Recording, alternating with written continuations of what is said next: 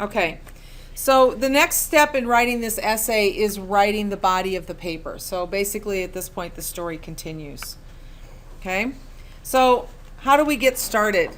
We've got all this information in our notes, but how do we get started writing?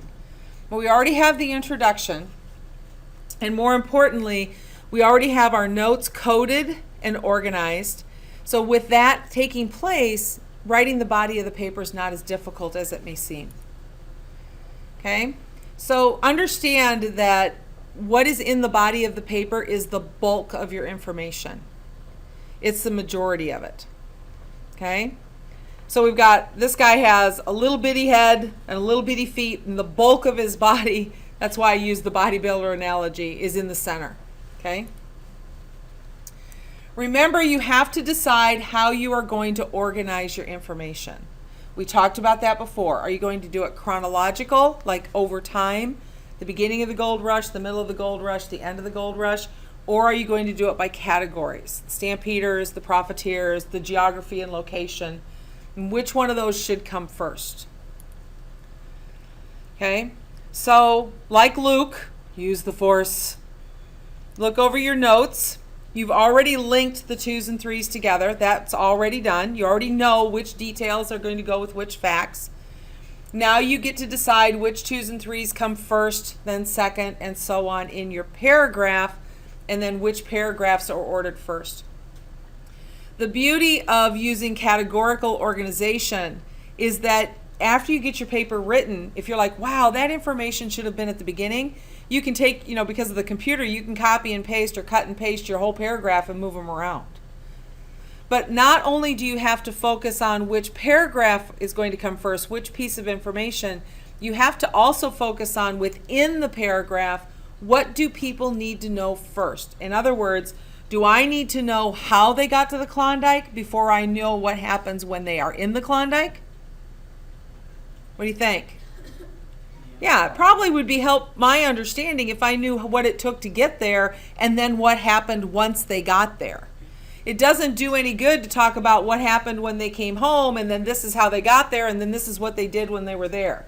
It doesn't make any sense. My brain doesn't follow that structure. So you have to decide where each new paragraph is going to begin. Is it going to begin with a new category or with every new time frame? Okay? So once you get that figured out, you can dig in and start writing. There's no easy way to start except at the beginning.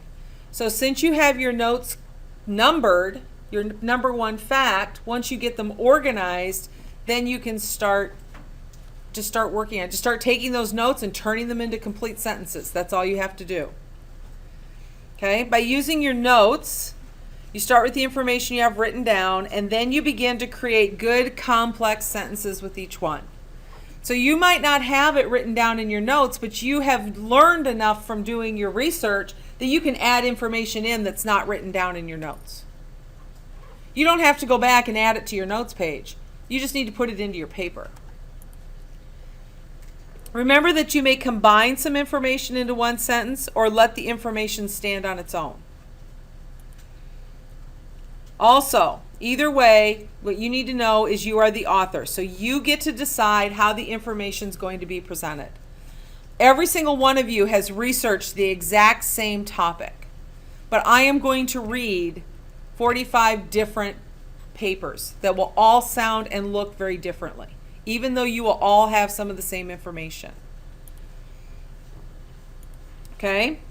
Don't worry about getting every sentence just right. You have time to do that later. The most important thing first is to get your notes down into complete sentences, which in turn will then become your paragraphs. So even if they feel like they're a little bit out of order, you can cut and move them around within your document, cut and paste them after you're finished and you read through it and you're like, well, this would make more sense if it was up here.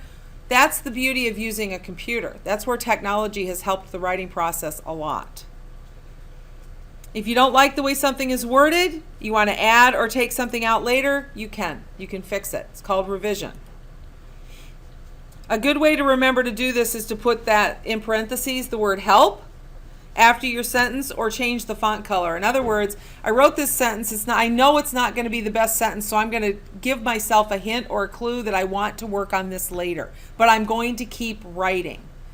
So the first thing you want to do is just write all your information into your paper as you can get it. You can always move it around. You can always fix a sentence. You can always take it out.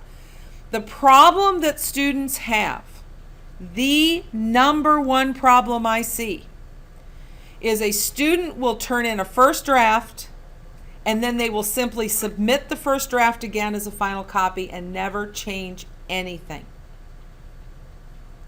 Your Safe Assign report will catch that because it will show me what's been changed. So you're not fooling anybody, especially the person who read the paper the first time. Revision is the most important step in writing a paper. It's not taking notes. It's not writing your first draft. It's the revision. That's where you polish the paper up to make it really good. Kids don't like to do revision because it's hard work. I wrote it. It's good enough. Move on. Wrong. It's never good enough. All right, so we have a little William Shakespeare here. To be or not to be. When adding your quotes to your essay, you cannot drop a quote bomb. Each quote needs a lead into it, followed by a comma. For example, many sought their riches by heading north. Those are my words. Comma. Quote. The last great gold rush was a migration by an estimated 100,000 prospectors to the Klondike region of the Yukon in northwestern Canada between 1896 and 1899. Notice that the quote is in quotation marks. It's worded, punctuated, and capitalized exactly as it was found in my source. The punctuation mark is at the end of the sentence inside the quotation marks. And notice that I have a lead into the quote that are my words. So what comes next? Each paragraph has to have a transition sentence that lets the reader know the direction is changing in the information. The last sentence of the paragraph should link the two sentences together. I'm going to give you a handout that has effective transition words on it to help you write transition sentences. Okay? You also have to give credit where credit is due. Make sure you put a parenthetical citation after each quote. The information for this citation will be found on your bibliography or works cited list. So here's the quote that I gave you earlier. Many sought their riches by heading north. That's the lead. Here's the quote. And in green, in parentheses, thus the term parenthetical, it comes from the National Park Service, or NPS. Now, the reason that you're seeing this here is I don't want you to worry about your parenthetical citations in your rough draft, but I want you just to put parentheses after your quote with ... in the middle. The reason I want you to do that is in your first draft, you don't know what's going to be in your bibliography yet or your works cited list because we haven't created it. But it tells you that before you turn in your final copy, you have to go back and fill in the information in the parentheses. Thumbs up if you understand what I just told you. Okay. All right. Now, it's time for us to get started. Do you guys have any questions?